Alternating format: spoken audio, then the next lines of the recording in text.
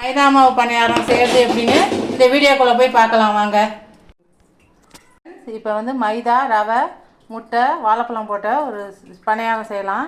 அதுக்கு என்னென்ன பொருள்னு பார்க்கலாம். மைதா, ரவை கொஞ்சம், சர்க்கரை, உங்களுக்கு நாட்டு சர்க்கரை இருக்கும்போது நாட்டு சர்க்கரை போடலாம், வெல்லம் கூட போட்டுக்கலாம், எது வேணாலும் போட்டுக்கலாம்.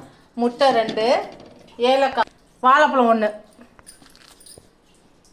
வாழைப்பழம் 1, பழுத்த வாழைப்பழம்.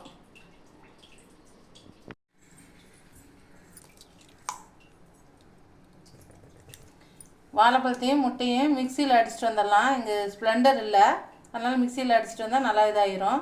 அதுக்குள்ளே ரவை ஊறட்டும். ரவை கொஞ்சம் தண்ணி ஊற்றிடலாம். பால் இருந்தாலும் பால் ஊற்றலாம்.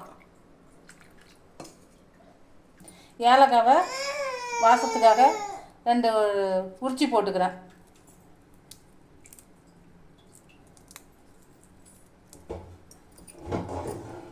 ஓகே, இந்த வாழைப்பழம் முட்டை பேஸ்ட்டு ஊற்றிக்கலாம்.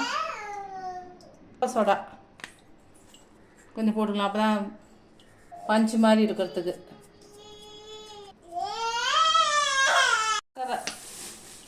உங்கள் இனிப்புக்கு தேவையானது நீங்கள் நாட்டு சர்க்கரை, வெல்லம் எது வேணாலும் யூஸ் பண்ணலாம். நாங்கள் சர்க்கரை போட்டுக்கிறோம். ரவையும் கலந்து ஒரு 10 நிமிஷம் ஊற வச்சிடலாம். இந்த கலவையை வாழைப்பழம் கொடுத்தா இந்த மைதா மாவு போடுறதுனால கொஞ்சம் ஜீரணம் ஆகுது. இந்த வாழைப்பழம் போட்டால் கொஞ்சம் ஜீரணம் கொடுக்கறதுனால தான் இந்த வாழைப்பழம் போடுறது. ஏலக்காவும் இரும்பல் வராதக்குது. சர்க்கரை போடுறதுனால இரும்பல் வராதக்குது இந்த ஏலக்காய். இது ரொம்ப பிடிக்கும். இதில் பால் ஊற்றி செஞ்சால் நல்லா இன்னும் நல்லாயிருக்கும். இது நாளை வரைக்கும் வச்சுருந்து சாப்பிட்றதுனால தண்ணி ஊற்றி பிசைஞ்சிக்கலாம்.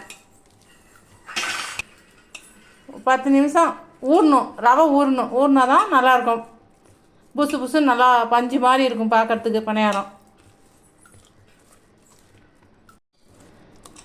நல்லா கலந்தாச்சு. இந்த பதத்துக்கு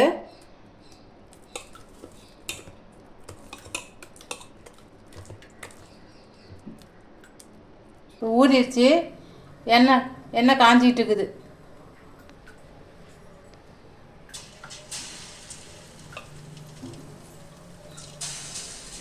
கரண்டியில் கூட மொண்டு ஊற்றலாம். எனக்கு கரண்டி சுத்தப்படாதுன்னு நான் கையில் ஊற்றுறேன்.